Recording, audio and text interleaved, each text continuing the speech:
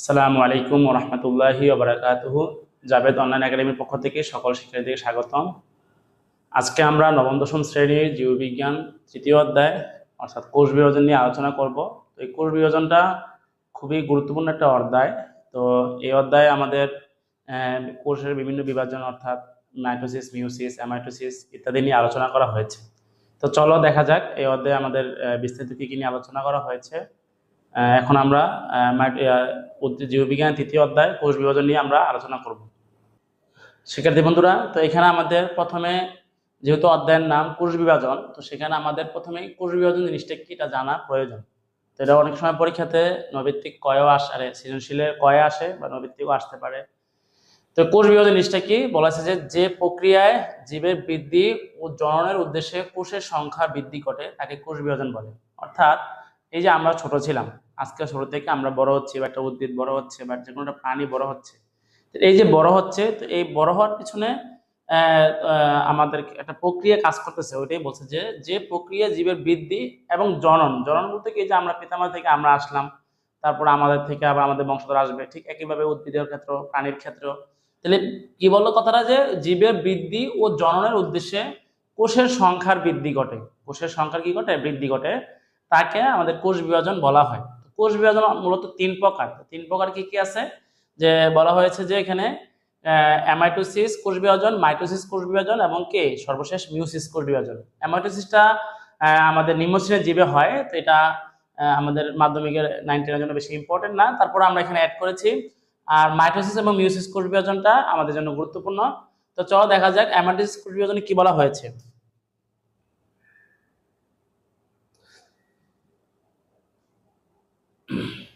তাহলে অ্যামাইটোসিস কোষ বিভাজনটা আমরা খেয়াল করি। তো এখানে বলা হয়েছে যে কি, যে কোষ বিভাজন প্রক্রিয়ায় কোষের নিউক্লিয়াসটি প্রত্যক্ষভাবে দুটি অংশে ভাগ হয়ে যায়। অর্থাৎ একটা কোষের যে নিউক্লিয়াস ছিল সেটা কিন্তু এখানে একটা কোষের যে নিউক্লিয়াসটা, একটা এই পুরো কোষটা তার ভিতরে তার নিউক্লিয়াস, এই কোষের নিউক্লিয়াসটা ডিরেক্টলি, এখানে কোনো ধাপ নাই, কোনো পর্যায় নাই, ডাইরেক্ট বলছে কি প্রত্যক্ষভাবে, এখানে একটা কথা বলছে কি যে প্রত্যক্ষভাবে কি হয়ে যায়, সেটা তোমার এরকম ভাবে দুটি অংশে ভাগ হয়ে যায়। আমরা যদি মার্কিং করি, তাহলে এখানে আমাদের বলা হয়েছে কি যে যে প্রত্যক্ষভাবে, তাহলে প্রত্যক্ষভাবে একটা কথা বলা হয়েছে কি যে প্রত্যক্ষভাবে, তাহলে প্রত্যক্ষ ভাবলে বললে এখানে কি বোঝায়, যে ডিরেক্ট ডিরেক্ট দুটি ভাগে ভাগ হয়ে যায়। তো আমরা যদি খেয়াল করি, তাহলে এখানে দেখা আছে, দেখো একটা কোষ আছে, এই যে এখানে দেখো এখানে দুটো ভাগ হইতেছে, পরে আস্তে আস্তে আটটু ভাগটা ভিতরে আছে এবং পরবর্তীতে পুরোপুরি দুটা ভাগ হয়ে গেছে। তো এখানে এই কোষটাকে বলা হয় কি অ্যামাইটোসিস। আর অ্যামাইটোসিস কোষ কোথায় হয়, নিম্ন শ্রেণীর জীব, আমরা বলতে পারি ব্যাকটেরিয়াতে, নীলাভ সবুজ শৈবালে, এইসব ইয়াতে আমাদের অ্যামাইটোসিস প্রক্রিয়াটা সম্পন্ন হয়। এর পরবর্তী আস্তে আস্তে আমাদের মাইটোসিস, যেটা আমাদের নবম দশম শ্রেণীর জন্য খুব ইম্পর্টেন্ট। আমরা যদি এটা খেয়াল করি, তাহলে এখানে কি বলছে, মাইটোসিস কোষ বিভাজন কি বলছে, যে কি মাইটোসিস কোষ বিভাজন কি বলছে, যে কোষ বিভাজন প্রক্রিয়ায় মাতৃকোষের নিউক্লিয়াস ও সাইটোপ্লাজম একবার বিভাজিত হয়ে সম আকৃতি সমগুণ সম্পন্ন সম আকৃতির, কথাটা দুইবার আসছে, একবার হবে, সম আকৃতি সমগুণ সম্পন্ন এবং সমসংখ্যক ক্রোমোজোম বিশিষ্ট দুটি অপত্য কোষ সৃষ্টি করে।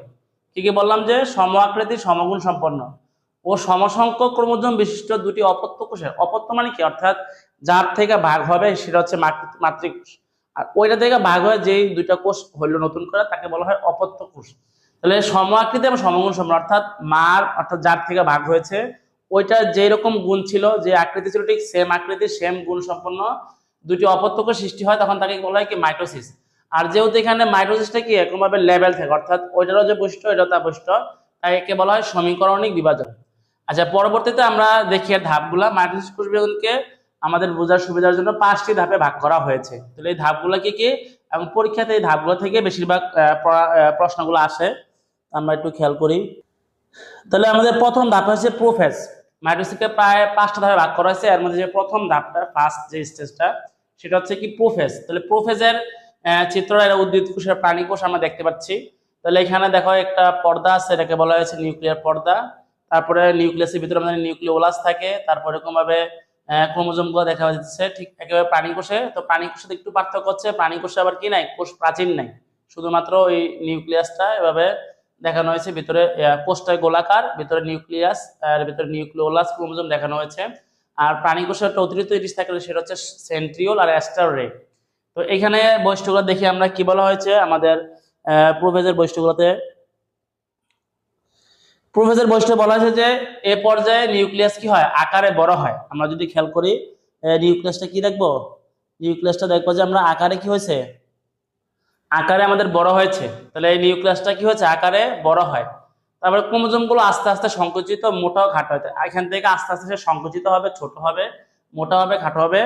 এবং সেই ক্রোমোজোম গুলো কি বলছে, বলছে জটলা পাকানো থাকায় এদের গণনা করা যায় না। তাহলে নিউক্লিয়াসটা প্রোফেজ দাপটা নিউক্লিয়াসের যে আমরা চিত্রটা আঁকি ওইখানের মতোই, যে এখানে এত জটলা পাকানো থাকে ক্রোমোজোম গুলা, এখানে কিন্তু বোঝা যায় না যে এখানে কয়টা ক্রোমোজোম আছে বা নাই। তার পরবর্তী বলছে ক্রোমাটিড দুটি সেন্ট্রোমিয়ার সাথে লেগে থাকে। এখানে ক্রোমাটিড কথা, নতুন একটা কথা আসছে এখানে, ক্রোমাটিড। তো ক্রোমাটিড কথাটা যদি আমি চিন্তা করি এটা কি, তাহলে এখানে কথা আসছে কি, বলছে যে ক্রোমাটিড,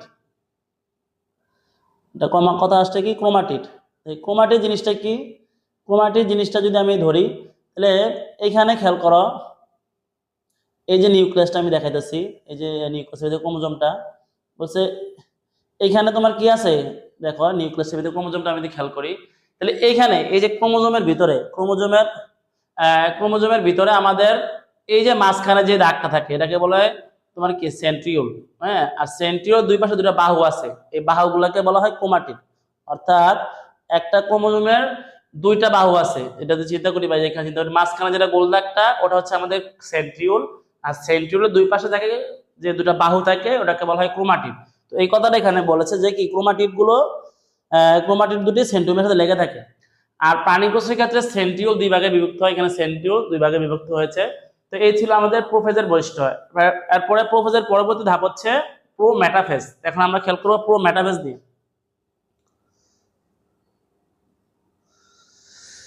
তাহলে প্রো মেটাফেজ আমাদের আসতেছে। প্রো মেটাফেজের ক্ষেত্রে আমরা দেখি, তাহলে এখানে একটা কথা বলছে যে এ পর্যায়ে দুমেরু বিশিষ্ট স্পিন্ডল যন্ত্রের সৃষ্টি হয়। তাহলে এখানে কিন্তু আগে শুধু নিউক্লিয়ার মেমব্রেনটা ছিল। এখন দেখো এই যে এখানে দুইটা মেরু, এটা উত্তর মেরু, ধরো এটা দক্ষিণ মেরু, এবং এটাকে বলছে কি স্পিন্ডল যন্ত্র। এই যে দাগগুলা এভাবে আস্তে আস্তে এভাবে আসতেছে। তাহলে বলছে যে এখানে দুমেরু বিশিষ্ট, অর্থাৎ একটা স্পিন্ডল যন্ত্র এখান থেকে শুরু করে এখানে শেষ হবে। তো দুমেরু বিশিষ্ট স্পিন্ডল যন্ত্র সৃষ্টি হয়েছে, এবং স্পিন্ডল যন্ত্রের এক মেরু থেকে অপর মেরু পর্যন্ত বিস্তৃত তন্তুগুলোকে স্পিন্ডল তন্তু বলে। তাহলে এই যে দাগগুলো এক পাশ থেকে আরেক পাশে আসছে, এভাবে যে আসছে, তাহলে এইগুলোকে বলা হয় স্পিন্ডল, কি বলা হয়, স্পিন্ডল তন্তু বলা হয়। হ্যাঁ, স্পিন্ডল তন্তু। আর স্পিন্ডল কিছু স্পিন্ডল তন্তুর গায়ে ক্রোমোজোমের সেন্ট্রোমিয়ার সংযুক্ত থাকে। তাহলে ক্রোমোজোমের যে মাঝখানে যে অংশটা গোলাকার এটাকে বলে সেন্ট্রোমিয়ার। এই সেন্ট্রোমিয়ার সংযুক্ত থাকে। আমরা যদি একটু মার্কিং করি,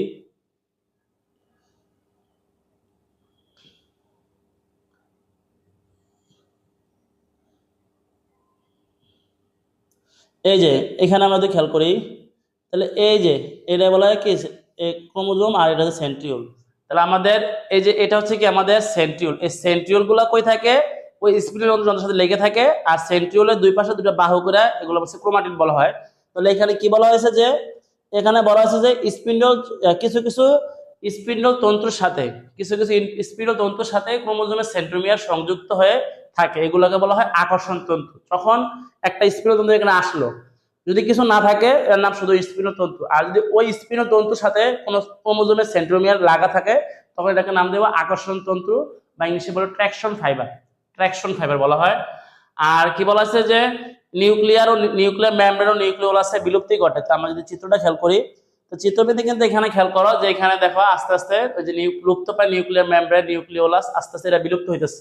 আর সর্বশেষ বলা হয়েছে যে প্রাণী কোষের ক্ষেত্রে কি থাকে, দুই পাশে কি থাকে, প্রাণী কোষের ক্ষেত্রে সেন্ট্রিওল দুটি দুমেরুতে অবস্থান করে, এবং এর থেকে এক ধরনের রশ্মি বিচ্ছুরিত হয়। রশ্মি মানে এখান থেকে রশ্মি ছড়ায়, এটাকে বলে অ্যাস্টার রশ্মি। আমরা যদি চিত্রটা খেয়াল করি, এখানে দেখবা বলা হয়েছে কি যে এখানে কি থাকে, এই যে অ্যাস্টার রশ্মি থাকে। বোঝা গেছে বিষয়টা? তাহলে আমরা যদি একটু না দেখে বলি, তাহলে এখানে দুমেরু বিশিষ্ট স্পিন্ডল যন্ত্রের সৃষ্টি হয়। এক মেরু থেকে আরেক পর্যন্ত স্পিন্ডল যদি যন্ত্রগুলো যায় তার নাম হয়ে যায় স্পিন্ডল তন্তু।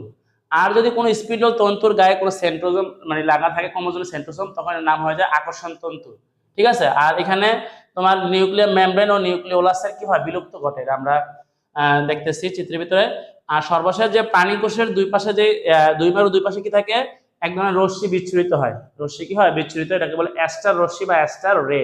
এখন আমরা প্রো মেটাফেজের পরবর্তী ধাপ, এটা হচ্ছে মেটাফেজ নিয়ে আমরা আলোচনা করব।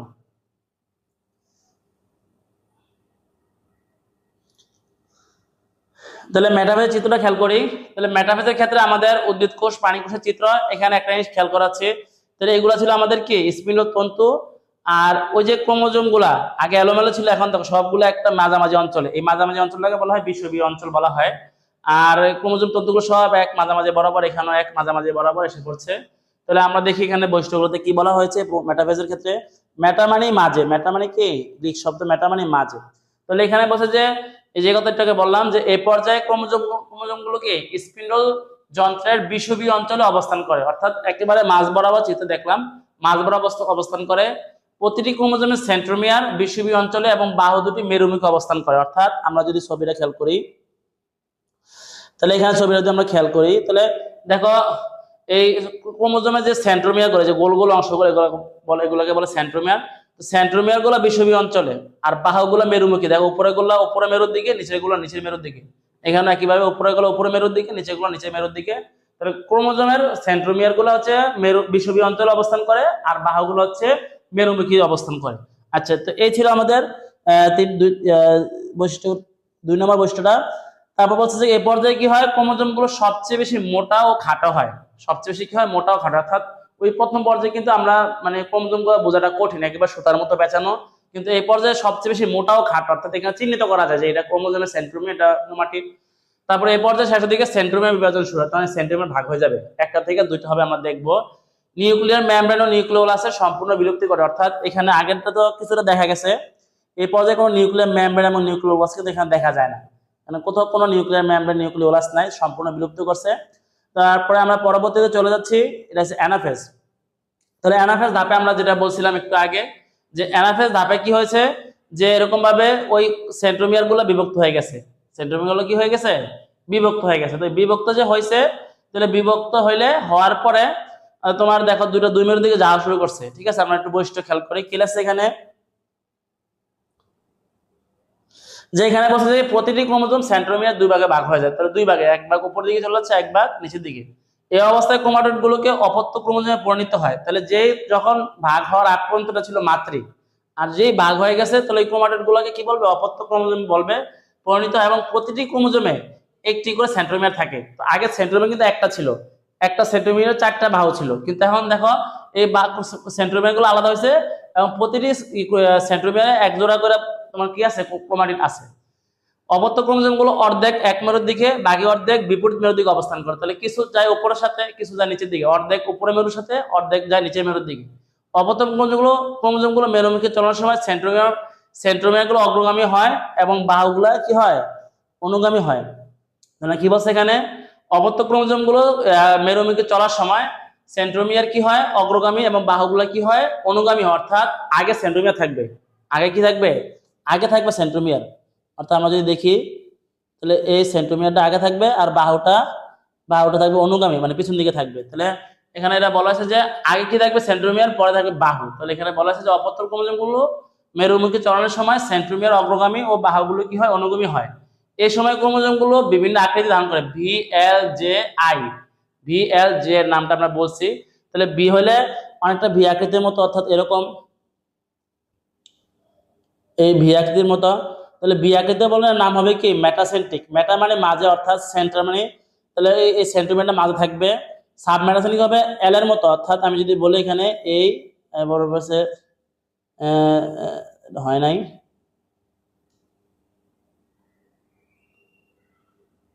অর্থাৎ এল এর মতো। তারপর হচ্ছে জে এর মতো,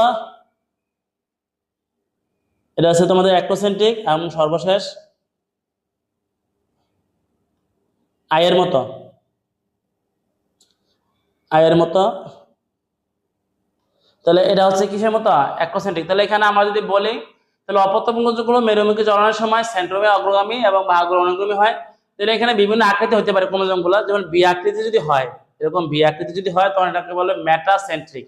মেটা মানে মাঝে, এখানে সেন্ট্রিক মানে কি? সেন্ট্রোমিয়ারটা মাঝে থাকে। সাব মেটাসেন্ট্রিক হচ্ছে এল আকৃতি হলে, যদি এল আকৃতি হয়, অর্থাৎ একটা উপরের দিকে, একটা এদিকে, এটা বলে সাব মেটাসেন্ট্রিক। যে আকৃতি হলে তাকে বলে অ্যাক্টোসেন্ট্রিক, অর্থাৎ এভাবে জে এর মতো। আর আই আকৃতির হলে কি বলবে এটাকে টেলোসেন্ট্রিক, একবারে একদিকে, অর্থাৎ দুইটা সেন্ট্রোমিয়ার সেম দিকে থাকে। এই পর্যায়ে শেষের দিকে ক্রোমোজোম গুলো মেরুতে পড়ছে, অর্থাৎ আগে ছিল মেটাফেজে ছিল বিষুবীয় অঞ্চলে, এই পর্যায়ে চলে গেছে কোথায়, এটা মেরুমুখী চলে গেছে। তো এইটাই বলা হচ্ছে যে এই পর্যায়ে শেষের দিকে ক্রোমোজোম গুলো কোথায় যায়, মেরুমুখী যায়। সর্বশেষ আমাদের টেলোফেজ 5 নম্বর ধাপ মাইটোসিসের। টেলোফেজ অলরেডি আমরা চিত্রটা খেয়াল করি, তাহলে অলরেডি কিন্তু তার এই আবার আগের মতো নিউক্লিয়ার মেমব্রেন এসে পড়ছে, নিউক্লিওলাস, নিউক্লিয়ার মেমব্রেন, নিউক্লিওলাস আসছে। তবে এখানে আগে ছিল একটা, এখন হয়ে গেছে দুইটা। আর এই পর্যায়ে স্পিনোজ যে তন্তুগুলো ছিল এগুলো বিলুপ্ত হইতেছে আবার, অর্থাৎ যেগুলা প্রোফেজের ক্ষেত্রে মেটাফেজে নিউক্লিয়ার মেমব্রেন অর্থাৎ আবরণটা নিউক্লিওলাসটা বিলুপ্ত হইতেছিল, আর বর্তমানে এগুলো ফিরে আসছে, আর ওই স্পিনোজ তন্তুগুলো আস্তে আস্তে কি হয়ে যাচ্ছে, বিলুপ্ত হয়ে যাচ্ছে। তার মানে দেখি বৈশিষ্ট্য কি বলা হয়েছে বৈশিষ্ট্যের ভিতরে। তো টেলোফেজে বলা আছে যে ক্রোমোজোম গুলো সরু এবং লম্বা আকার দান করে, তাহলে মেটাফেজে ছিল খাটো মোটা, এখানে আবার সরু, আস্তে আস্তে আবার চিকনো শুরু হয়েছে। ক্রোমোজোম গুলো জড়িয়ে ঘিরে নিউক্লিয়ার রেটিকুলাম গঠন করে, তা আবার এরকম ভাবে পেঁচানো শুরু হয়ে যায়। নিউক্লিয়ার রেটিকুলাম পুনরায় নিউক্লিয়ার মেমব্রেন আবির্ভাব করে, একটু আগে দেখাইছি চিত্রে, আবার নিউক্লিয়ার মেমব্রেনের আবির্ভাব করতেছে। ফলে দুই মেরুতে দুটি অপত্য নিউক্লিয়াস সৃষ্টি হয়, তাহলে আগে ছিল মাঝে একটা, এখন বর্তমানে দুই মেরুতে দুটি অপত্য নিউক্লিয়াস সৃষ্টি হয়।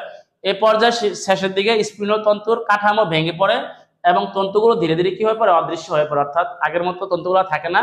পরবর্তীতে আরেকটা ভাগ আছে যেটা তোমাদের মাধ্যমিকের নাই, ইন্টার আছে, সেটা হচ্ছে সাইটোকাইনেসিস, অর্থাৎ সাইটোকাইনেসিসের মাধ্যমে এটা পুরোপুরি দুইটা কোষে আলাদা হয়ে যায়। তাহলে আগে ছিল একটা কোষ, বর্তমানে হয়ে গেল কটা কোষ, দুইটা কোষ। এই 5টি ধাপ ছিল আমাদের মাইটোসিসের ক্ষেত্রে। এই ধাপগুলো খুব ইম্পর্টেন্ট পরীক্ষার জন্য। এখানে তোমার পরীক্ষাতে মনে করো যে অনেক সময় এভাবে দেয় যে উপরের কোষ বিভাজনের 2 নম্বর পর্যায়টা বর্ণনা করো, 3 নম্বর পর্যায়টা, বা যেহেতু মাইটোসিসে কি থাকে, অর্থাৎ ক্রোমোজোম কি হয় না, চেঞ্জ হয় না। ধরো মনে করো এখানে মনে করো তোমার এই ধরো 2n, তো 2n থেকে যদি 2n হয়, অর্থাৎ সেম সেম, এখানেও 2n আছে, আবার এখানেও 2n হয়েছে, তাহলে অর্ধেক হয় নাই, অর্থাৎ মাতৃকোষ ছিল 2n ডিপ্লয়েড, আবার তোমার মনে করো অপত্যগুলো 2n ছিল, তো এই বিভাজনটা হলে হবে তোমাদের মাইটোসিস। আর 2n থেকে nn হয় তাহলে এটা হবে কি তোমার মিওসিস। তো পরীক্ষাতে এরকম চিত্র দিয়ে দিবে, বলবে যে উপরোক্ত কোষ বিভাজনের বা ক নম্বর চিত্রের 3 নম্বর ধাপটা বর্ণনা করো, তখন 3 নম্বর ধাপ আমাদের মেটাফেজ, 2 নম্বর ধাপ বলে আমাদের প্রোমেটাফেজ, 5 নম্বর বলে টেলোফেজ। তাহলে এভাবে আমাদের ওই ধাপগুলা খেয়াল রাখতে হবে, চিত্রটা মাস্ট, চিত্রটা খেয়াল করে যদি আমি বৈশিষ্ট্যগুলো লিখতে পারি তাহলে আশা করি এখান থেকে নাম্বার আমার ছুটবে না। পরবর্তীতে আমরা দেখি এরপরে মাইটোসিসের কিছু গুরুত্ব আছে আমাদের। তার আগে একটু আমরা মিওসিস নিয়ে আলোচনা করি। মিওসিস যদিও আমাদের মানে এখানে বেশি পড়া নাই, আমাদের ইন্টারমিডিয়েটে মিওসিসের বিস্তৃত বর্ণনাটা আছে। তারপর আমরা সংজ্ঞাটা খেয়াল করি, যে কোষ বিভাজন প্রক্রিয়ায় মাতৃকোষ হতে 4টি অপত্য কোষ সৃষ্টি হয়। মাতৃকোষ থেকে কয়টা হবে, 4টা হবে, অর্থাৎ ওখানে হয়তো যে একটা থেকে 2টা, তাহলে একবার বিভাজন, আর এখানে 2টা ধাপে হয়, প্রোফেজ 1 প্রোফেজ 2 মেটাফেজ 1 মেটাফেজ 2, এরকম প্রথম ধাপে হয় 2টা, পরের ধাপে 2 থেকে আবার 4টা হয়। তাহলে কি বলছে যে কোষ বিভাজন প্রক্রিয়া একটি মাতৃকোষ থেকে 4টি অপত্য কোষ এবং ক্রোমোজোম সংখ্যা মাতৃকোষের ক্রোমোজোম সংখ্যার অর্ধেক হয়ে যায়, অর্থাৎ ক্রোমোজোম যদি 2n থাকে, যেটা আমরা বলছিলাম, আমি আপাতত 2টা দেখাই, মূলত 4টা হয়। তো 2n থাকলে এটা কি হয়ে যাবে, অর্ধেক, অর্থাৎ n হয়ে যাবে। ঠিক আছে, n মানে আমরা জানি না, এক এক প্রাণীর ক্ষেত্রে এক একটা। তাহলে ছিল কি 2n, তো 2n থেকে হয়ে গেছে nn। তাহলে মিওসিসে যা ছিল, আরে মাতৃকোষে যা ছিল অপত্য কোষে তার অর্ধেক হয়ে গেছে, তাহলে তাকে কি বলা হয়, মিওসিস কোষ বিভাজনে বলা হয়। আর এই বিভাজনে ক্রোমোজোম একবার, নিউক্লিয়াস 2বার বিভাজিত হয়। তাহলে ক্রোমোজোম কয়বার হবে, একবার, আর নিউক্লিয়াসটা 2বার হবে, যেন 4বার 4টা হয়ে যায়। এবং এই কোষকে হ্রাসমূলক বিভাজন বলা হয়। এটাকে বলা হয় কি বিভাজন, হ্রাসমূলক বিভাজন, আমরা হ্রাসমূলক বিভাজন বলতে পারি। হ্রাসমূলক বিভাজনকে ইংলিশে বলে কি আমাদের রিডাকশনাল, হ্রাসমূলক বিভাজনকে বলা হয় কি রিডাকশনাল, তোমার কোষ বিভাজন রিডাকশনাল ডিভিশন বলা হয় আর কি। হ্রাসমূলক অর্থাৎ কি, অর্থাৎ অর্ধেক হয়ে যায়। তো এরপরে খুব ইম্পর্টেন্ট একটা পড়া, সেটা হচ্ছে আমাদের মাইটোসিস মিওসিসের পার্থক্য। তাহলে মাইটোসিস মিওসিসের পার্থক্য যদি আমি যাই, এটা পরীক্ষাতে অনেক সময় সৃজনশীলের গয়ে বা ক্ষয় আসতে পারে বা সংক্ষিপ্ত আসতে পারে। তাহলে দেখো খেয়াল করো, মাইটোসিসের পার্থক্যটা খুব ইম্পর্টেন্ট একটা পার্থক্য। তাহলে খেয়াল করো কি আছে মাইটোসিস মিওসিসের মধ্যে পার্থক্য। তাহলে মাইটোসিসে কি হয়, নিউক্লিয়াসের ক্রোমোজোম গুলো একবার বিভাজিত হয়। নিউক্লিয়াস এবং কি ক্রোমোজোম মানে ও হবে, নিউক্লিয়াস ও ক্রোমোজোম কয়বার বিভাজিত হয় একবার। আমরা দেখছি নিউক্লিয়াসটা একবার হচ্ছে, ক্রোমোজোম না। কিন্তু মিউসিসের ক্ষেত্রে নিউক্লিয়াস ও ক্রোমোজোম দুইবার পরপর দুইবার বিভাজিত হয়। এই বিভাজনে এখানে একটু বলতে পারে, এখানে হবে নিউক্লিয়াস একবার, এখানে কথাটা একটু ক্লিয়ার করে দেই, কিন্তু ক্রোমোজোম দুইবার হয়, মিস্টেক হয়েছে টাইপিং এ, নিউক্লিয়াস একবার।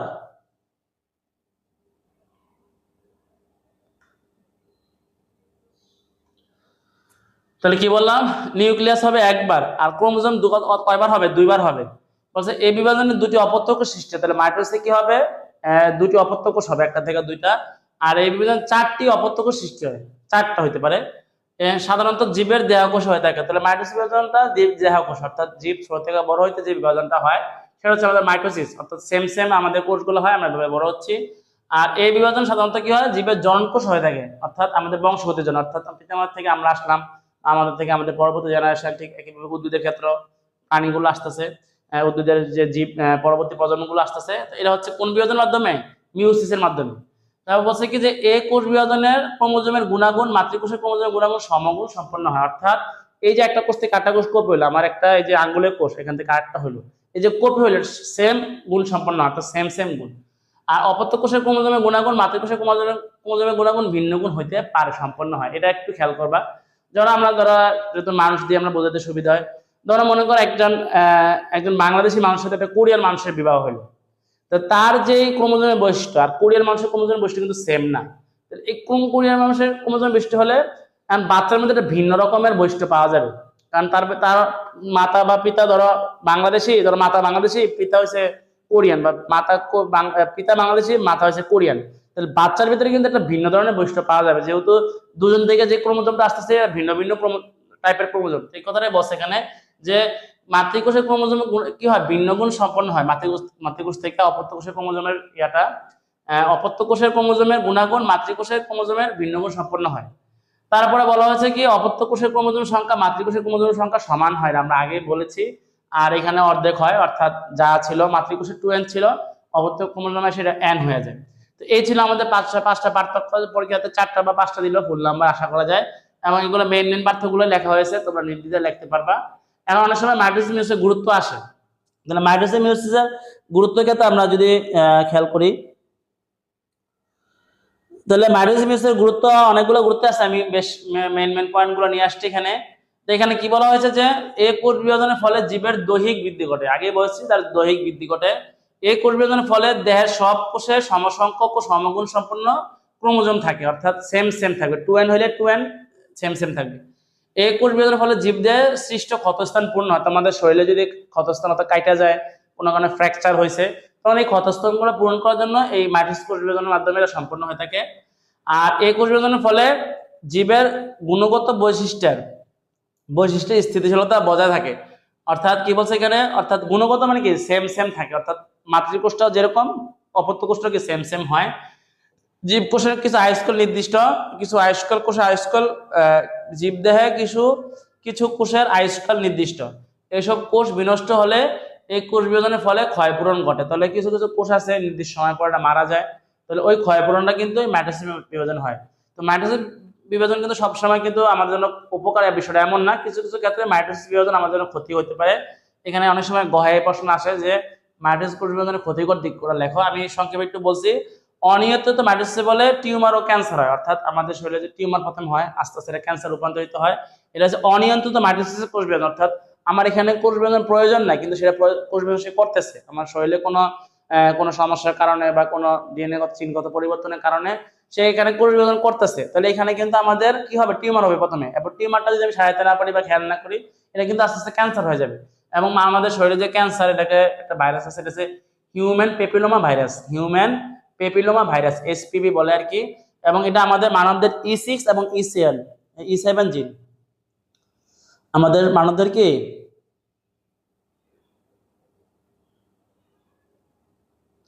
আমাদের মানবদের হচ্ছে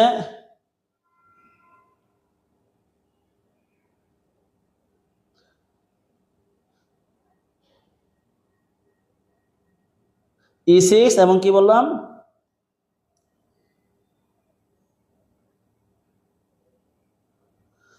তাহলে আমাদের দুইটা E6 এবং E7 এই জিনের কারণে এই তোমার ক্যান্সার রোগটা হয়ে থাকে। তো এটা হচ্ছে মাইটোসিসের মানে ক্ষতিকর দিক। ঠিক একইভাবে আমাদের মিওসিসের গুরুত্বটা অনেক সময় পরীক্ষাতে আসে।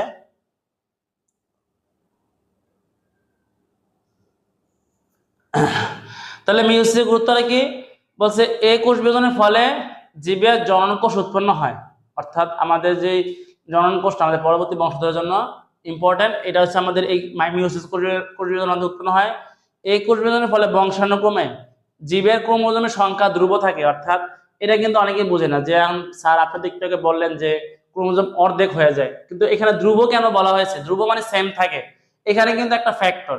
আমরা যদিও বলছি অর্ধেক হয়েছে, কিন্তু এখানে এই অর্ধেক হয় একজনেরটা, অর্থাৎ আমি যদি পিতামাতা ধরি, তোমরা মনে করো এই 2n, তো 2n যদি আমার হয়, তো 2n ভাঙ্গা আমার কি হচ্ছে, এখানে হচ্ছে n আর এখানে হচ্ছে আবার n, এটা গেল পিতার ধরলাম। তাহলে পিতার পর আবার কি মাতা, তাহলে মাতারও আবার 2n, ডিম্বাণুতে এটা শুক্রাণুর কথা বললাম আগে, তাহলে এখানে মাতার ক্ষেত্রে কি হবে 2n, তাহলে এখানেও n আবার এখানেও n। এখন এই যে n আছে না, এই দুটা n, এই দুটা মিলিত হবে, এই দুটা মিলিত হয়ে কি উৎপন্ন হবে, এই দুটা মিলিত হয়ে উৎপন্ন হবে আমার আবার 2n। তাহলে আমরা খেয়াল করি, তাহলে এখানে কিন্তু কি ছিল, পিতৃকোষের 2n দেওয়া শুক্রাণুতে, 2n থেকে nn হয়েছে, আবার এখানে 2n থেকে nn হয়েছে, এই দুইটা 2n আমরা একসাথে মিলিত আবার 2n হয়েছে, আবার কিন্তু 2n হয়েছে। আমরা অনেকে ভাবতে পারি মিওসিসে তো অর্ধেক হয়ে যেত, আস্তে আস্তে ছোট হয়ে যাওয়ার কথা। আসলে মিওসিসে অর্ধেক হয়, এটা কিন্তু আমাদের একজনের অর্ধেক হইলো বাবার, আবার মারও তো অর্ধেক হয়, তো এখান থেকে একটা এখানে একটা মিলিত হওয়ার পরে এটা আবার 2n হয়ে যায়। এখন যদি এখানে মাইটোসিস হইতো, তাহলে এখানে কি হতো 2n আবার 2n, তো 2n মিলিত হলে কি তো 4n, বাবা মা থেকে বাচ্চা বড় হইতেছে। যদিও এটা আমাদের ন্যাচারালি হয় না, কিন্তু আমাদের কিন্তু বিভিন্ন ইয়াতে কি বলে ওই যে তোমার মনে করো হাইব্রিডাইজেশন, অর্থাৎ এই যে আমরা হাইব্রিড যে একটা মরিচ খেতেছি, এত বড় মরিচ খেতেছি, কিন্তু আমরা আসলে কিন্তু কোনো ঝাল নাই, কারণ ওটার সাইজটাই ওইটুকু, ওটা জন্মগ্রহণ করার পরে এই সাইজ হয়ে যাচ্ছে। অর্থাৎ ঝাল আসার জন্য তো একটা নির্দিষ্ট সময় প্রয়োজন, মনে করো কয়েক মাস সময় প্রয়োজন, কিন্তু ওটা তো সাইজই বড়। আমরা মনে করি সাইজ বড় মানে অনেকদিন বয়স হয়েছে, আসলে কিন্তু এটা সাইজটাই কিন্তু বড় করা তৈরি করা হয়েছে। বা আমরা ফার্মের মুরগি খাই, তো এখানে কিন্তু আমরা চিকেন বলি, মোরগ বা মুরগি বোঝায় না, আসলে কিন্তু একটা মোরগ মুরগি বোঝার জন্য আমার ন্যাচারালি মানে বাইরে থেকে বোঝার জন্য কয়েক মাস সময় প্রয়োজন। তো এটা তো আসলে ওই সময় পায় না, 10-15 দিন বা 20 দিন বা 1 মাস, 1 মাসের ভিতরে ওকে জেনেটিক ভাবে এমন ভাবে করা হয়েছে বা ওষুধের মাধ্যমে, যেটা সাইজে বড় হয়ে যায়, দেখতে বড় মুরগি মনে, আসলে কিন্তু ও বাচ্চা মুরগি। তো এই জন্য কিন্তু মানে এটা কি হয়, তাহলে তোমার মনে করো যে এখানে জিনিসটা কিন্তু ওই বোঝা যায় না যে আসলে কি মেল না ফিমেল। তাহলে এখানে এরা কিন্তু এভাবে করা হয়েছে, কিন্তু আমাদের ন্যাচারালি কিন্তু কি হয়, ন্যাচারালি কিন্তু 2n কি হয়ে যায়, n হয়ে যায়। তাহলে n আবার এখানে n, তো n মিললে কিন্তু আবার স্বাভাবিক আবার 2n হয়, অর্থাৎ আমরা স্বাভাবিক মানুষ হিসেবে আবার মানে কি মায়ের পেট থেকে বের হই বা আমরা মানে আমাদের এরকম ভাবে ভূমিষ্ঠ হই। তো পরবর্তী কি বলছে যে এখানে বলছে ক্রোমোজোমের সংখ্যা সঠিক রাখার মাধ্যমে বংশানুক্রমের পদ্ধতির স্বকীয়তা বজায় থাকে, অর্থাৎ তার যে স্বকীয়তা, তার যে বৈশিষ্ট্যটা বজায় থাকে। এই কোষ বিভাজনের ফলে জীবের মধ্যে বৈচিত্র্যতা সৃষ্টি হয়। বৈচিত্র্য কিরকম একটু বলছি, যে মনে করো রাজশাহী রামের সাথে মনে করো যে এরকম ভাবে চিটাঙ্গের নাম ক্রস ঘটাইছি, তাহলে এখানে কিন্তু নতুন বৈশিষ্ট্য আসবে। ঠিক আছে, যেরকম ভাবে একটা এক দেশের মানুষ তার দেশের মানুষ বিবাহ হয়েছে, তাহলে বাচ্চার মধ্যে একটা নতুন বৈশিষ্ট্য আসবে, দুটো মিলে একটা বৈশিষ্ট্য আসবে। তো এটাই বলছি যে জীবের মধ্যে বৈচিত্র্যতা অর্থাৎ ভেরিয়েশন সৃষ্টি হয়। এই কোষ বিভাজনের ফলে জীবের অভিব্যক্তির ধারা বজায় সৃষ্টি হয়, অর্থাৎ আমাদের জৈব অভিব্যক্তি, এটা আমাদের পরবর্তীতে পাবো আমরা বিবর্তন অধ্যায়ে, এই ধারাটা সৃষ্টি হয়। ঠিক, তাহলে এই ছিল আমাদের কি কোষ বিভাজন নিয়ে আলোচনা, মাইটোসিস মিওসিস গুরুত্ব ধাপগুলো নিয়ে আমরা আলোচনা করছি। তো আশা করি সবাই বুঝতে পেরেছ। তো আমাদের এরকম ভাবে নিত্য নতুন ভিডিও পেতে আমাদের চ্যানেলের সাথে সবাই সাবস্ক্রাইব করবে, যারা এখন সাবস্ক্রাইব করা নাই। আর তোমরা তোমাদের বন্ধু বান্ধবদেরকে বলবে জাবেদ অনলাইন একাডেমির সাথে এরকমভাবে সম্পর্ক রাখার জন্য। সামনে ইনশাল্লাহ আবার নতুন কোনো ভিডিও নিয়ে হাজির হব। আজ এই পর্যন্তই। আসসালামু আলাইকুম ওয়া রাহমাতুল্লাহি ওয়া বারাকাতুহু।